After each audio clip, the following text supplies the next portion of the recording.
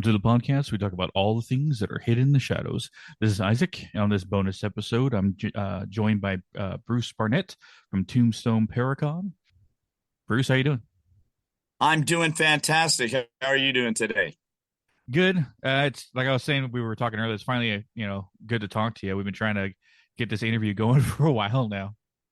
I got to tell your listeners, we've set this thing up several times. One time you had a problem at your house. The next time I look on my messenger and it's like, hey, are we still on? And it's like way past the time. I'm like, oh my God, I'm an idiot. So glad to finally be able to get with you and talk about all that's Tombstone and hauntings and Paracon and all that kind of stuff. Yeah, for starters, you run the Tombstone Paracon that goes on there. Yes. So we had our first annual Tombstone Paracon this last May. And, you know, honestly, we had never done one before. We didn't know if we were doing well. We had never done it. And we had a guy named Greg Lawson, who's goes by the thing, the paranormal detective. He's on like Dave Schrader's podcast and stuff like that. And he's been to like 100 Paracons all over the world. They flew him to Impaler's Castle for a Paracon. And he goes, I got to tell you, I've been to like 100 Paracon. He goes, the Tombstone Paracon is in my top two. And I'm Right. like, oh, that's pretty good. He goes, especially for a first time. I said, oh, well, next time it'll probably be worse. And how long has the Tombstone Paracon been going on? Last May was the very first one. Oh, so you just started doing it. Right. And the next one comes up. We are doing some stuff in October with Global Ghost Hunt, where we're going to have some live streams one from Boot Hill Graveyard and one from what I know as being the Emmett Kelly House, but it's currently known as Silver Spur Homestead. And that's a pretty well-known house that has activity. And those will be streaming. I know Boot Hill Graveyard is going to at globalghosthunt.com on October 26th because it's the anniversary of probably the most famous Wild West gunfight in the world, the shootout at the OK Corral. And all the guys that died in that gunfight at Boot Hill. So on the day of the anniversary, we're going to do a stream from there. But then the second annual Tombstone Paracon will be in April, and that's going to be April 28th through 30th. So we're already into the planning of that. I think we're going to try and put tickets up for that once we get all our speakers thing set and locations. I'm thinking Halloween might be a cool day to do it. We sold out of our VIP tickets last year in like an hour and a half. So we're looking forward to the event again this year. That's awesome. I've never been to a Paracon myself. Hidden the Well, chat. you know what? And I gotta be honest with your listeners. So I've been interested in the paranormal a very long time, from when I was a teenager. And paranormal team, we get a lot of paranormal teams that come and visit town. And I'm sitting having coffee guys at the Crystal Palace Saloon up on the upper deck where you can actually look down historic Allen Street. And I'm sitting there and she looks at me and she goes, why don't you guys have a Paracon? And I'm like, I don't know. You tell me. Why don't we have a Paracon? And she goes, well, I don't even know what a Paracon is. And she goes, do you know what a Comic-Con is? I go, yeah, I've actually been to con. She goes, it's kind of like a Comic-Con, but about the paranormal. Ours is a little like a Comic-Con and more like a festival just because of the way Tombstone's laid out. We don't have a giant convention center or anything like that. But she's like, yeah. And I said, well, I don't know why we don't have one, but I could guarantee we're going to have one. And so we put together the first one. It went really, so we're going to put together the second one for next April. And one I threw was the first Paracon I had been to as well, but it was so cool. You get paranormal vendors and speakers, and I think we had like 12 or 14 places to invest. It was quite a thing. That's awesome. Now, Hidden the Shadows has only been, well, around for about 3 years now. And there's not much Paracons going around North Carolina. I believe there might be one in Well, Raleigh every now and then, but not 100% sure. right, right. And, different areas, when I started researching it, the very first person I talked to was this gal in Las Cruces, New Mexico. And I was asking her, I'm like, well, what was your experience? Because the city here is putting it on, right? So it's like the last thing I want to do, because I work for the marketing department of the city, the last thing I want to do is really screw something up and, lose money or something. So I said, well, how did it go for you? And she goes, oh, yeah, we lost about $10,000. And I'm like, oh, sunk most of their money. And we don't have to do that. We do have a hall. A really old building called Shefflin Hall was built in the early 18th and really cool. It's the largest Adobe building in the United States, and we didn't have those extra costs, and we did really well. We had a blast. I mean, we just had, and Tombstone is super haunted. I mean, it's super haunted. Like everybody has stories of hauntings. It's crazy. Did you do any paranormal investigating yourself? Oh yeah. Oh yeah, yeah, yeah.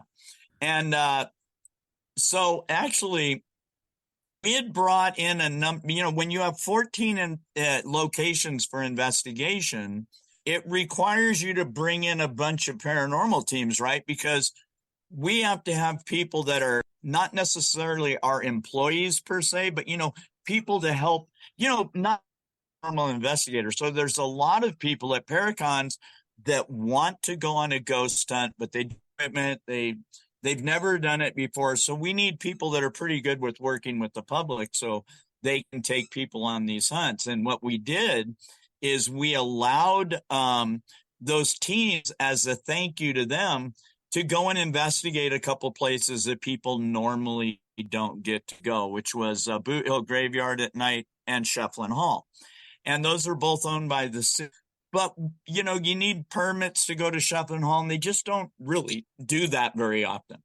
And so I went on all the investigations at Shefflin Hall, and I'll tell you what, it didn't matter what time of day it was. We did some stuff in the morning, we did it in the afternoon, we did it in the evening, and every single time there was evidence. We have a kind of a traveling spirit, like a spirit not only found in one location. She's sounds like about an 8 or 9-year-old girl. She's we call her Emma. I do not know if that's her name, but she'll have fairly long involved spirit box conversations, not like the couple of word things like, sentences and intelligent responses. And one of the teams, I hadn't met them before, and they were down in the basement. I was with other people on the main floor. They came up, they said, oh my God, we were talking to this girl and she was answering questions and this and that, probably Emma. And they said, oh yeah, but we couldn't talk to the other spirit. And I said, well, who is the other spirit? And she goes, well, Emma kept telling us to say hi to Bruce. And I had never met these guys. And I'm like, oh, my name's Bruce. I go, I don't think she's talking about a spirit. I think she's talking about me. And in the scheme of things, Bruce isn't the most everyday name. I mean, I know a million Marks and Mikes and Steve Johns, but in my entire life, I've never personally met a guy named Bruce. So it's fantastic. And I've done, Birdcage Theater and Boot Hill Graveyard and the Tombstone New Cemetery, which they call it the New Cemetery, but it dates back to 1884. And I've done some investigations in some homes here as well. Do you still investigate now? Oh yeah, yeah. Well, Any I've been interested in a long, yeah. any places recently you've gone to? Well, the most is Shefflin Hall. Actually, that's the most recent, and that was about 2 months ago because taking up a lot of my free time because I work full time anyway. And then when we throw on we have to plan everything, speakers, vendors, food trucks, locations, and all this, and logistics, and all this stuff needs to get figured out. So we're already working. It's cut back on my free time. So the last time I investigated was in May, and I know we're at the end. So it sounds like, oh, this guy doesn't go very often, but I just get packed with stuff to do. If I was tired, I'd probably do it more often. Yeah. I mean, I always try to find times to investigate with my team because besides doing the podcast, we do have a paranormal team called Shadow Walker Paranormal. And we do investigations locally around here on the East Coast or East North Carolina. You guys get good stuff back there? we, I It's mean, on the there's, location, right? well, yeah.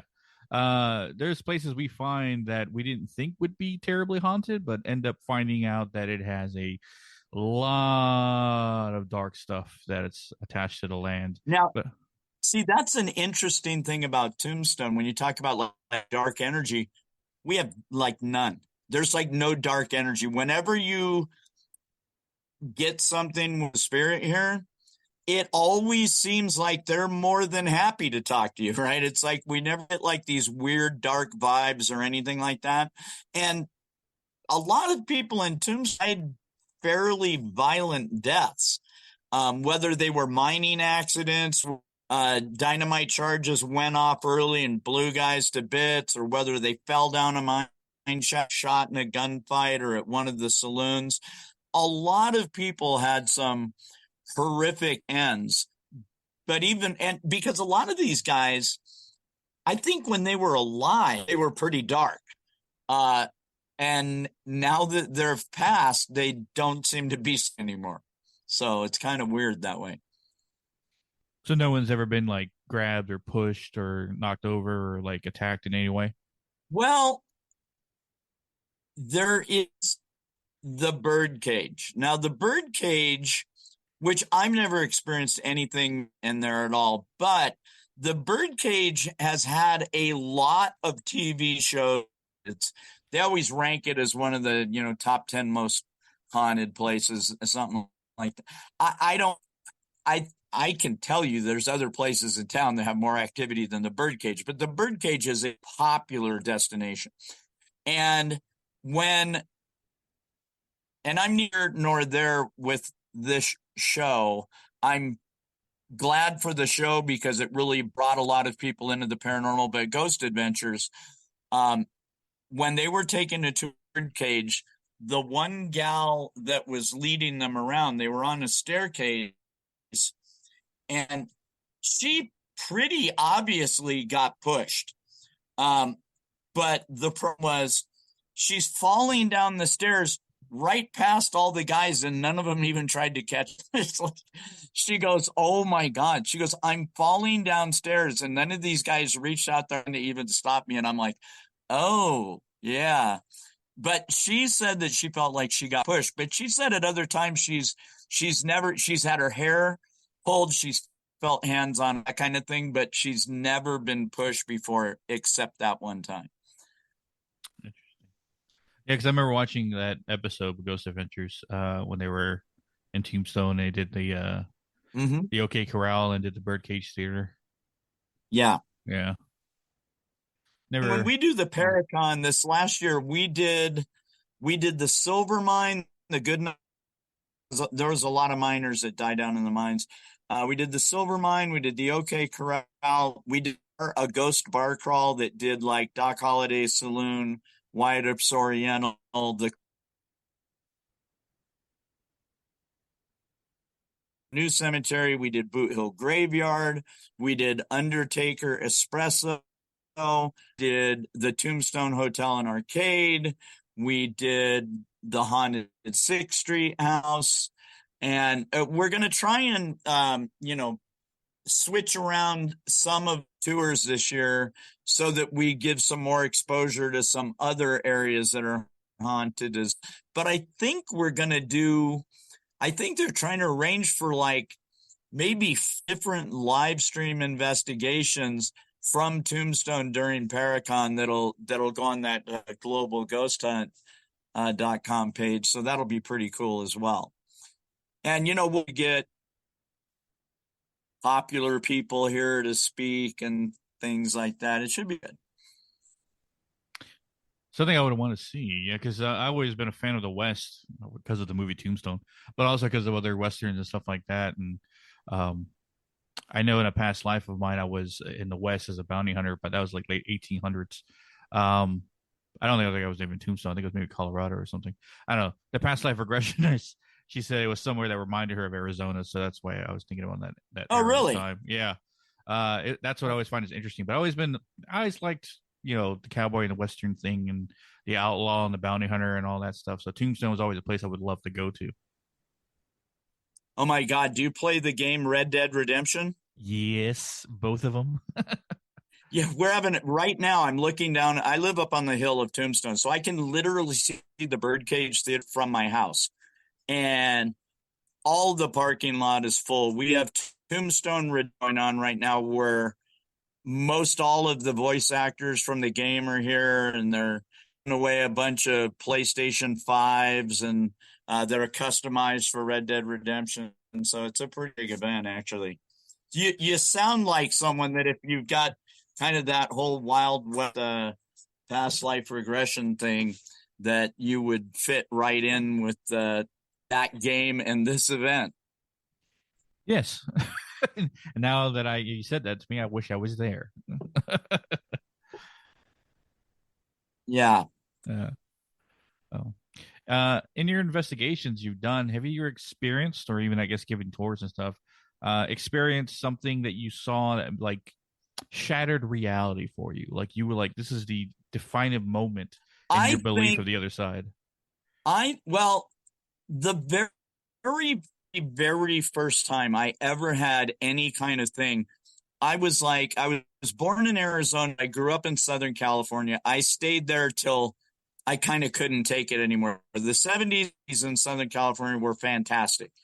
And I'm sorry to people who live in California, it's not that great anymore. But my brother lived in Orange County, and I went to go to at his house, and he had like a little 2-bedroom apartment. It was at the top of these stairs, and I'm like 16, right? So I'm kind of hot to trot for any girl to see. And as I'm walking up the stairs, this girl comes walking out of the door. She walks on the stairs, doesn't look ethereal. You can't see through her, just like a girl. Now, it was kind of weird because it was the whole blonde girl in a white dress. But, you know, I'm just like, wow, she's really hot. I need to it is. And I go into my brother's apartment and I'm like, who was that girl? And there's like maybe 15, 16 people in there, not that many people. And everyone's saying they her. I'm like, it's impossible. You must have seen her. She's in a white flowing dress and she's blonde hair. And they're like, nah. And, honestly, this is many years now, but back then I was probably, been smoking weed or something. But I'm like, see how you guys couldn't have seen her. And then a couple minutes later, a couple of my friends walk in the front door, like, dude, who was that girl? And I'm like, oh, did you see her down like by the parking lot? And they go, she just walked out the door. I'm like, no, she didn't just walk out the door, because out the door when I was, coming up the steps. And they go, no, literally like 10 seconds ago, she just walked out. And my brother was going out with this girl, Linda. Wasn't Linda, it was Linda, which I always thought was a little weird. And she would read tarot cards and all that. And I was asking her if she knew who the girl was, and she's like, oh, that's like, I can't remember what the name was now, but oh, that's like Kathy. And I'm like, well, do you have her number? She goes, no, because she died like in the 60s. What? And she goes, yeah. She goes, she always does the same thing. All she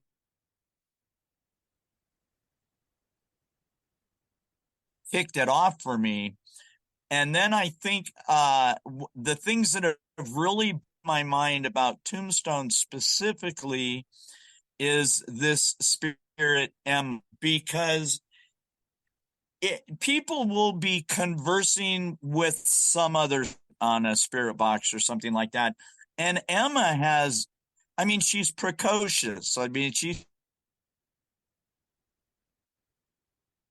if she butts in on other people's conversations, like she'll butt in on people's conversations, smack about people in the room. She'll be like, I don't like him. He's a liar, or, like that, and it's like, she is the one for me that it's because of how intelligently she answers questions. I get it. There's all kinds of apps and programs that have word databases in it, but a word database doesn't, do full sentences and intelligently answer a question. And she has a big tendency to do that. And I've run into her at Boot Hill, Franklin Hall, and the Tombstone New City Cemetery. So that's probably just blows my mind all the time. And, for the answer to your question. Yeah. You ever work with psychics on your in the area or on teams that come through? I have I haven't worked with her direct. I have a friend whose daughter is extremely, I don't even know how to put it. She's extremely perceptive. Mm. And my wife is a 100% skeptic. She's over here to the side of me looking at me like, oh, you're on one of those ghost shows again. And but even she says that if this girl says it, it must be. Girl just gets all kinds of things right that she knows nothing about. I mean, she just recently, when she moved to Tombstone, she'd never heard of the movie Tombstone. She'd never heard of the OK Corral. She'd heard of any of these shootings, and she'd like walk across the street, suddenly stop and go, oh my God. And but she's like, there's two guys standing right here, right next to each other. She says, the one guy is really, really mad, and the other is scared, but he's not backing down. Then she goes, oh my God, the one guy just shot the other guy. And actually, where she was standing, which she would have never known, is a fairly location in Tombstone where Buckskin Frank Leslie shot Billy right in front of the Oriental Saloon.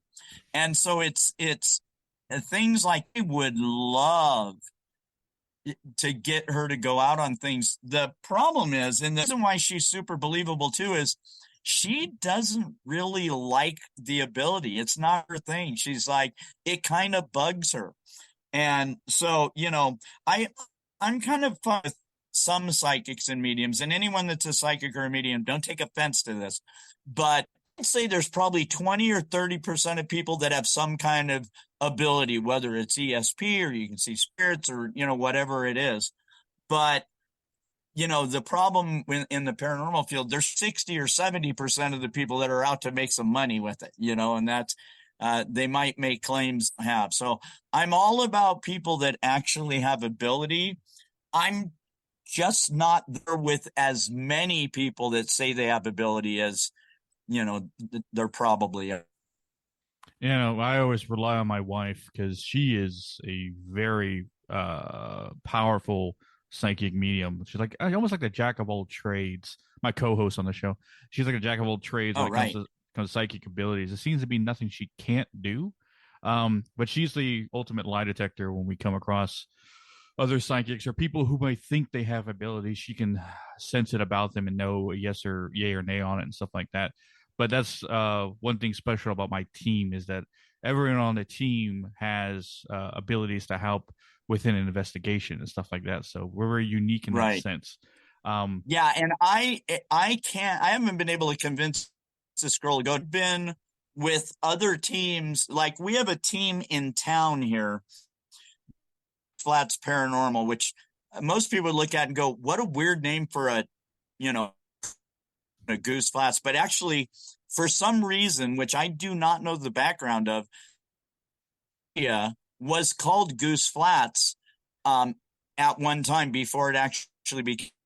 I don't know why. I've never seen a goose here, but Goose Flats Paranormal husband and wife team, kind of like you guys are. And Brian, his wife Bree, is very empathic and very along those same kind of a jack of all trades, like you were saying about your wife. Well, her main gift, which really scares the crap out of a lot of people, is she can remote view into any location she wants to, and she can Oh, communicate. really? Yeah, that's what also helps with her in-home cases is that she'll go to the What you're person saying is on the side, she works for the CIA, if they knew about what she could do, they would hire her in an right? instance. Right? um, because it's funny because she can find anyone. Like you show her a picture or even give her a name, she can pinpoint their location and see where they are and stuff like that. It's extremely helpful with telling the outliers with people who like contact us and they say like, oh, I got something on my home, and she goes there and goes, there's nothing going on, or she goes, yeah, there's something there. Let's take care of it. So, um, but yeah, her ability to communicate with find anyone alive or dead is what makes her very special and what we do in our field and stuff like that. But also, she calls it a pain in the butt sometimes because she'll like channel into a location that she's reading about for like studying up on something for our future episodes, and then she gets sucked in there and she brings something back to the house. So uh, Gotcha. it's a gift and a curse at the same time. So she's kind of like, and I'm probably going to say his name wrong, but I think is it Arthur, So the guy that was Arthur Clark, was like a big remote viewer guy. I want to say it was like in the 20s or 30s, and he could like remote view into like a pharmacy, these old school pharmacies before everything was computer coded, and he'd be like, what you're looking for, it back of the third shelf up from the top in the far back of the storage area, and then that's where it would be, that kind of thing. It's like he was very supposedly very good with that. So interesting. He actually remote viewed the pyramid in Cheops and the Sphinx, and was really convinced and even wrote stuff about it, that there's a chamber inside the Sphinx. And so that's what caused a lot of looking, and they is under the Sphinx, I guess, that have openings. So that's pretty impressive. Remote view the Sphinx and say, hey, you need to go over on this side and look, and they go on this rock, they can go down into this thing below. It's kind of cool. Yeah, I always leave it to her to plan our investigations because she'll tell us we need to go here or we need to go there because the spirits are calling for us or something. So And she's never what I need wrong. to do is what I need to do is if I lose my car keys, I'll you. If you want, she's like, oh, they're there. I'm like, hey, I can't, and she'll be like, they're in your hand. I'll be like, oh Oh, shit, they are. yeah. But yeah, Absolutely. it's pretty cool. I just always ask about what when investigators or anyone in the paranormal how they feel about psychics because some are for it and some say they're a bunch of charlatans, which they're both right and wrong at the same time because there's a lot of people out there who just use perception and mentalist tricks in order to perceive as they are psychic when really they're not. Just kind of Right, giving a right. person easy answers and they're kind of ruining the name of psychics and mediums out there. But um, Well, it's like the old seance tricks back. Matter of fact, back in the 80s was a big time for that, where people would ask you questions and they'd gain information from you before they started the seance, and then darned if they didn't come up with that information in the seance. You're, oh my God, that's true. That's exactly how it was. And they're like, yeah, because I got you to tell me a little while ago, and now I look like I'm a great psychic. uh, Um, have you only ever investigated Tombstone? You never gone venture out further in different places around That Arizona? Tombstone is the only place I have ever investigated. Oh, we're talking about going and checking out some Paracons. Tucson is going to have one sometime. Vulture City, which is up by man, it's like uh Phoenix, but more up in the mountains. Unfortunately, I was thinking about trying to go up there, but they're holding it. They had to cancel for this year to run it again next year due to medical issues, so we won't be going there. There's another town pretty close to us called Bisbee, an old mining town that has a place called the Copper Queen Hotel, which is supposed to have quite a few hauntings in there. I'd like to go down and check that out. But most of this just, and Tombstone is weird because, like when I say this is a town, 1,500 people. And when I say, we've got 14 places to invest and we have barely scratched the surface because around town, there are just dozens of people that say, "Oh yeah, my house is haunted. My house is haunted. My grounds are haunted. This is haunted. That's haunted." It's kind of like I really want to start referring to Tombstone as ghost because it never was an actual ghost town because it never all emptied out. But the main street is a national historic landmark, one of the most preserved Wild West towns that there is. And Boot Hill has a historic landmark designation on that well. And having that much history in this small Tombstone's like it's about a total of about maybe 4 blocks if you add where the veteran of foreign wars there. But it is a lot of accidental and on purpose deaths in town and for a small area. So there's a lot of hauntings here. Well, I would say as much because Tombstone being a town the way it was with the gold rush and outlaws and probably a lot of gunslinger fights and stuff like that and murders happening, but people probably didn't know about or didn't get recorded.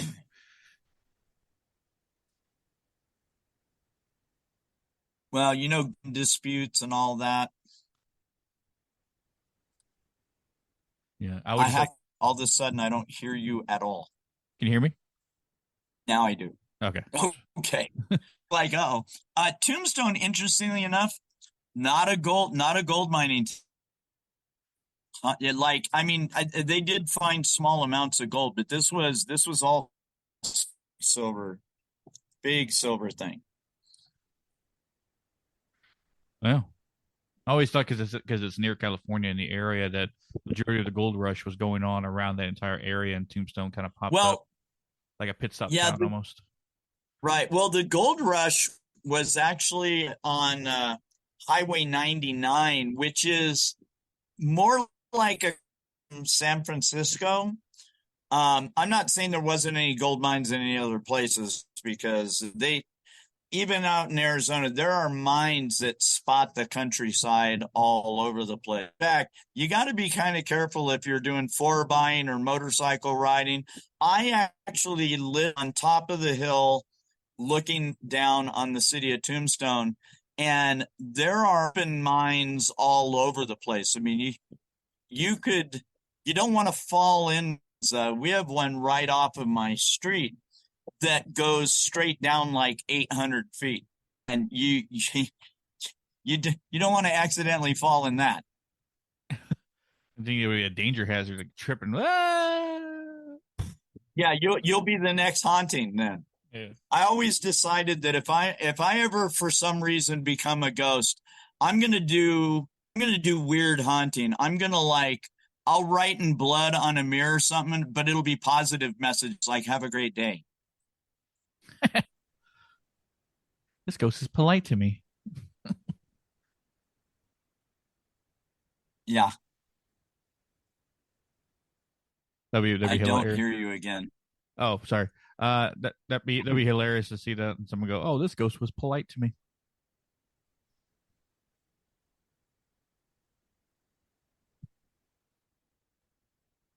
Problem. Bruce, can you hear me? I just heard you say Bruce. I didn't hear anything before that. Oh, geez. Internet is really bothering me.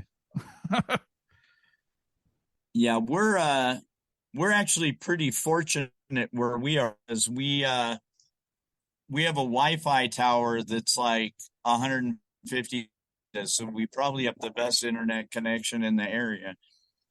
That's lucky. It is. One other question I remember I always try to ask anyone within the paranormal is what is your hope or goal with the paranormal? What do you want to Well, see paranormal investigators or the society itself do with the paranormal, like accept it or be more scientific with it or look more into it? I'm, I've always been a big one for the science of it, right? Anytime someone can come up with something that, you know, makes something believable to the general public, I'm all for that. But I used to laugh. I can't remember the name of the show. I want to say it was Tennessee Wraith Chase or something.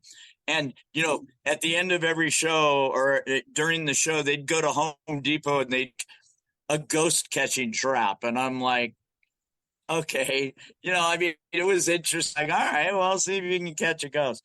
But every time there's things like SLS camera, technologies that we didn't have before, spirit boxes, and even as the things as EMF detectors and things like that, and motion detectors. As time goes on, I believe those will get better. And I'm hoping for the time, because half the people look at you like you're nuts when you start talking about this guy is off his rocker. And it would be nice to see people be like, oh, it's really a thing.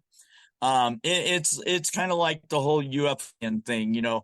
There are millions of people that say absolutely, they absolutely exist, and there's other people that are like, no, they absolutely don't. And, there's been a lot of stuff in the news lately from the government about, the more scientific effort is put into really thing in life, the easier it is to prove the.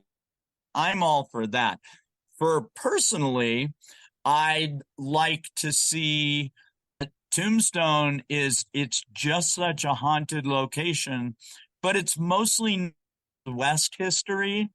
And I'd like to see it get kind of an equal look at paranormal, because I've never been in a location that has this many in like a 2 or 3 block area. It's ridiculous.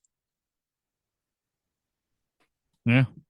I always hope that science starts accepting the idea of the paranormal, but at least adding more technology to it to start proving its existence.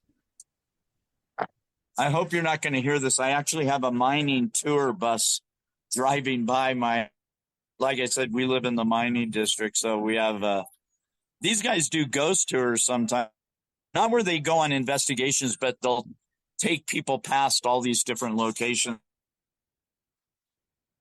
known to be haunted. So, No worries.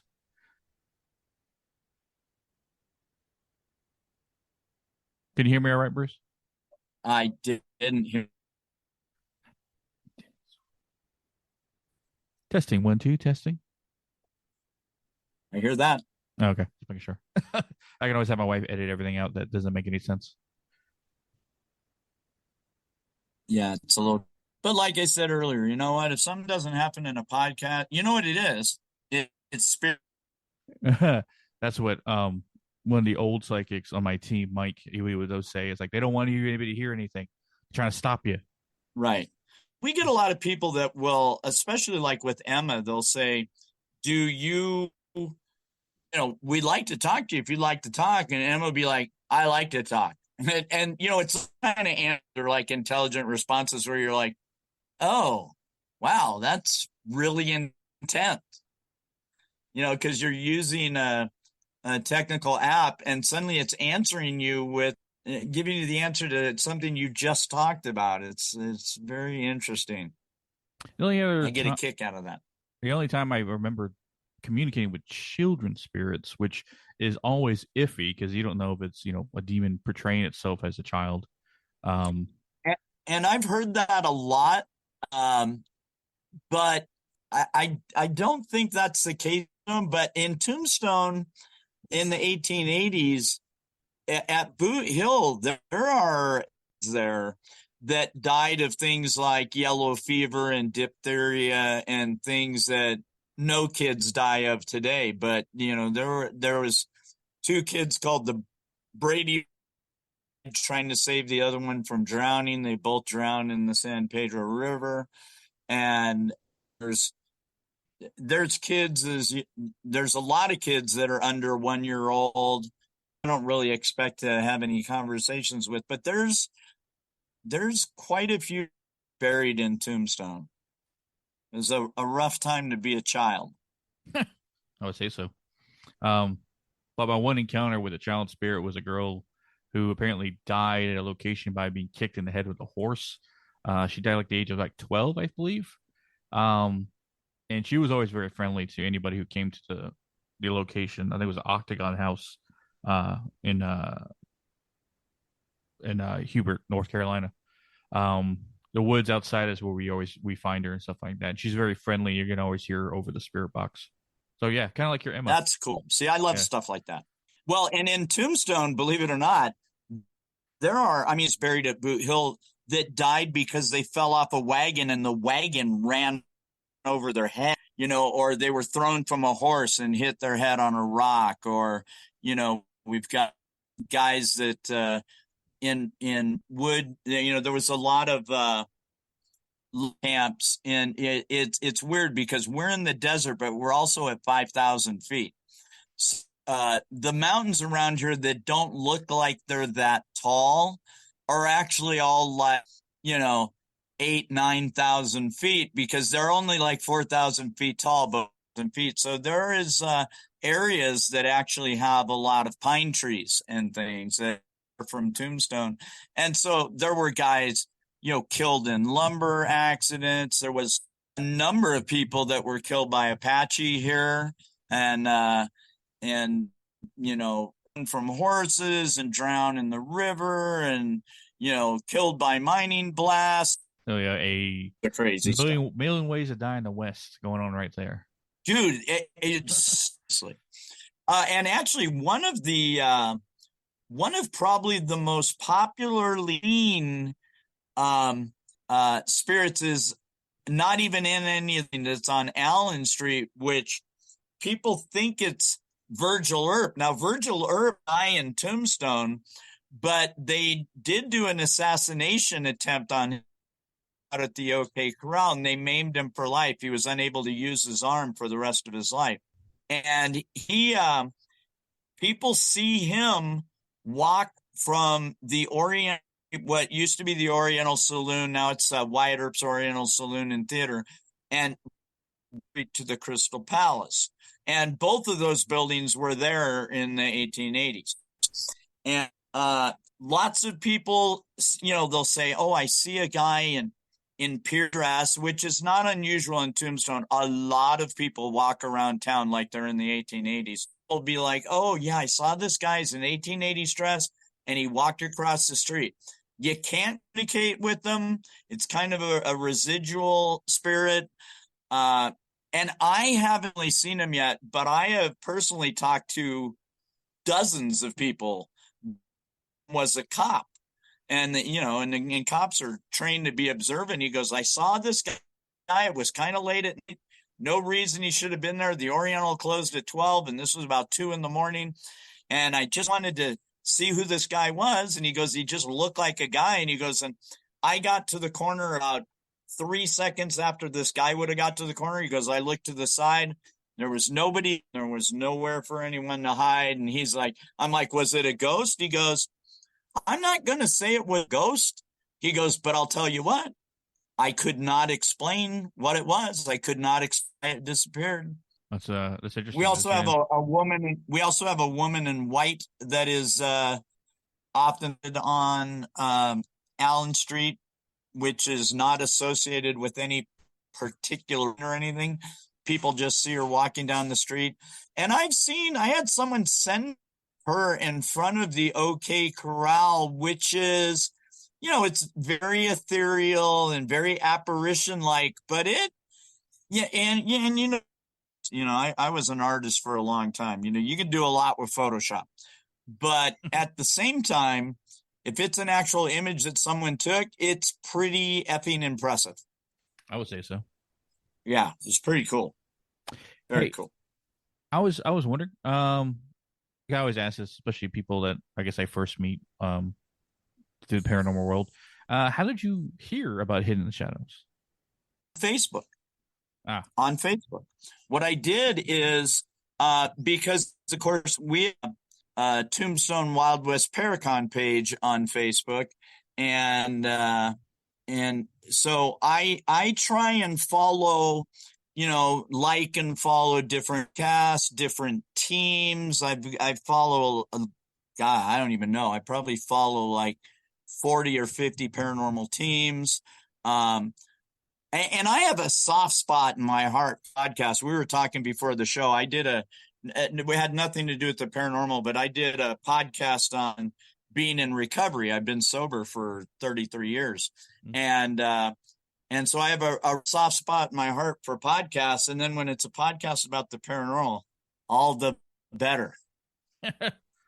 yeah, and especially I always catalog paranormal podcasts into two categories. It's spectators and players in the game. What I mean by that is people Right. who like talking about the paranormal but would never involve themselves in it, and there's a few that actually involve themselves in it and have experience with what they talk about. Well, and the problem that I've had lately, and you looked significantly younger than me when I saw you at the beginning of the show here. I cataract surgery where it made my long distance vision good, and it just wrecked my night vision. I mean, just wrecked my problem with investigations now is there better not be a lot of stuff on the floor, or I'm going to fall over and kill myself on something. It's ridiculous because I love going and I can't see it. To me, it's like lights out all the time in anywhere that's indoors with external light sources. It's brutal for me, but that's the thing that's I can see in the next few years is going to be make it really me to do places. And I get it. You know what? I'm also not one of those guys that think that necessarily everything has to be at night. It doesn't make any sense to me where a place would only be at night and not during the day. So I can do daytime investigations as well.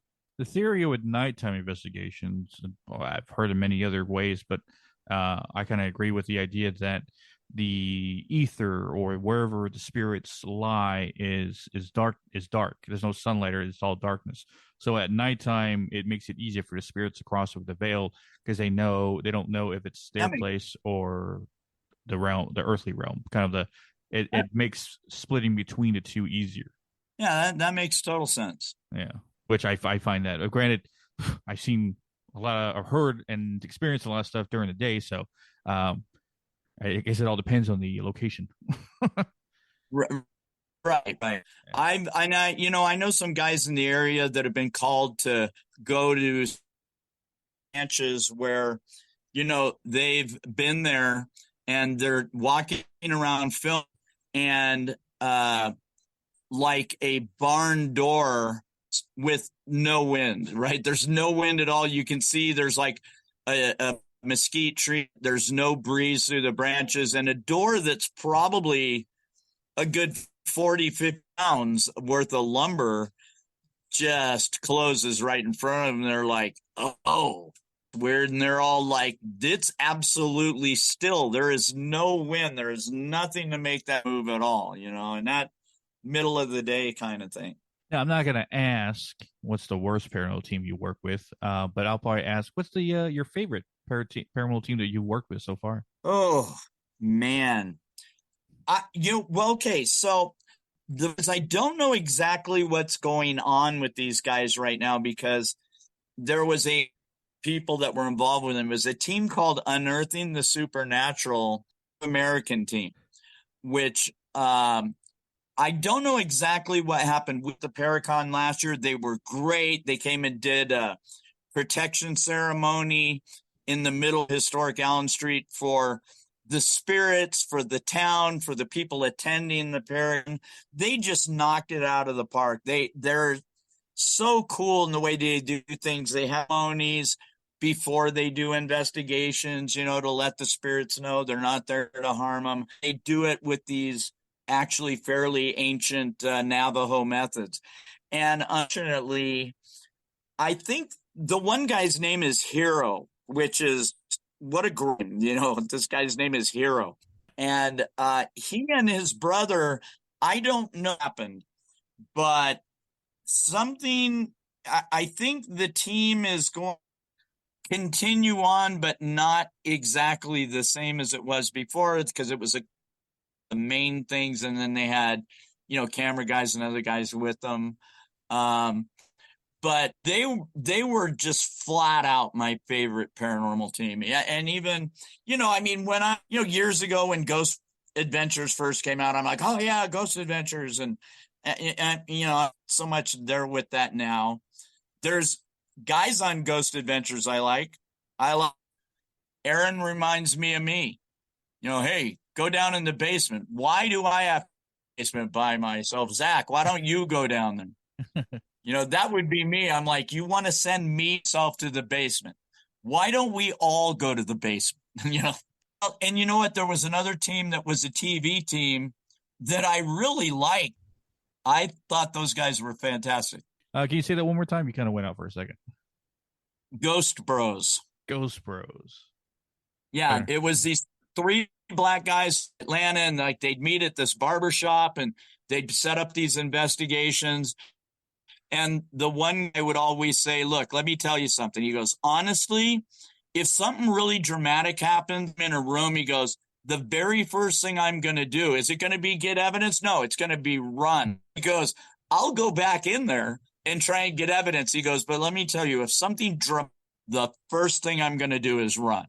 And I'm like, I get that. I've never been dramatic enough to make me run. But if something super dramatic, I could see myself running. Of course, I get running into a wall now because my night vision's not great.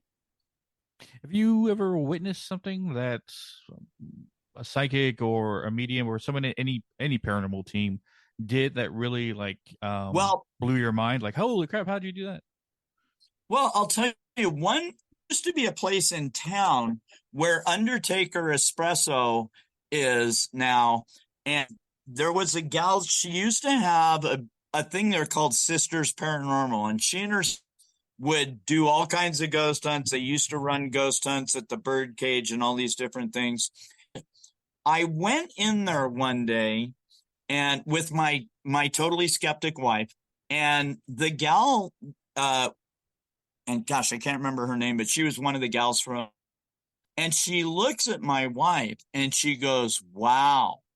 And my wife goes, what? You're super receptive. And my wife goes, oh, she goes, I'm not, 100% skeptic and this and that. And this girl looks at her and goes, just because you're skeptic doesn't make you not receptive. She goes, and then she looked at me and she goes, oh, receptive too. And I go, yeah, I'm like, but it's rare that they happen directly to me. And she goes, do things happen to people around you? And I go, yeah, all the time. And she goes, yeah, well, that's part of that too. She goes, just because you don't feel the hand on your back, if the person feels it next to you, it could be because of you. And I'm like, oh, I thought of myself as being, psychically receptive, and I don't get those kind of vibes. But according to her, she's like, yeah, but if it happens to, and my wife has things happen to her, have had things happen to her on a pseudo regular basis. One time we were at the Oriental Theater doing karaoke, right? And like I was telling you, after pandemic and Tombstone was super fast. I mean, we were only closed for 3 weeks. So, and we were doing karaoke at the Wyatt Earp's Oriental Saloon, and my wife suddenly spins around. She goes, "Oh my God, someone just put their hand on my back." And I'm like, "Honey, you don't have anybody within 20 feet of you." And she goes, "Oh yeah, yeah, it must have been a muscle spasm." And I'm like, having a muscle spasm often feels like someone just putting their hand on your back. She always has a thing where it's something else, or it's she doesn't give the thought that it's paranormal at all. But I got to tell you, I've had people put their hand on my shoulder. That does not feel like having a muscle spasm, no matter how you slice it. Sounds like a typical horror movie mom. Oh, it's just the wind, or it's birds in the attic. Oh yeah, you got to love the horror movie gal. Oh, not only am I going to walk outside alone into the woods, I'm going to be stressed too. No. Well, Bruce, I appreciate you coming on, talking all things Tombstone, and sharing more information with it and stuff like Oh, that. absolutely. Uh, Well, and let me throw in a couple things here. okay. Just people are ever interested in coming out to Tombstone. There is the city has a website called discovertombstone.com. They also have a Discover Tombstone on Facebook and Instagram. It's really good for if you're ever planning to come here, right? There's all kinds of information and events and activities, and all of that stuff's there. Like I said, there's also a Facebook page. There's also one for discoverboothhill.com, the history of Boot Hill Graveyard and some cool old photos. And they've even got, I don't know, some kind of thing where you can buy Boot Hill, whatever, shirts and coffee mugs. But we also have tombstoneparacon.com. That's for the Tombstone Wild West Paracon, one.com. And of course, we have a Tombstone Wild West Paracon page on Facebook. And what are your socials if you want to plug them out there? My personal ones? Oh, no, necessarily. Nah, don't worry about that. Yeah, you know what? You know, I ventured into the thing. I don't think I have the greatest content, but it's Imagine 2020. I was bored, at the beginning of the pandemic. I'll make a TikTok. All righty. But yeah, appreciate you coming on, and appreciate the I time. got to tell you, I'm like a ghost when it comes to TikTok, because I'll sit down to watch one or two TikToks, and 2 hours later, my battery's at 3%. And I'm like, what happened? I sucked the own battery, own equipment. It'll get you, man. Especially down the algorithm and stuff like that. Absolutely. Yeah. But I appreciate your time, Bruce. If you have a It's moment been a blast. if you have a moment afterwards, I gotta ask you something. But Sure. as always, we'll catch your Weirdos in the next one.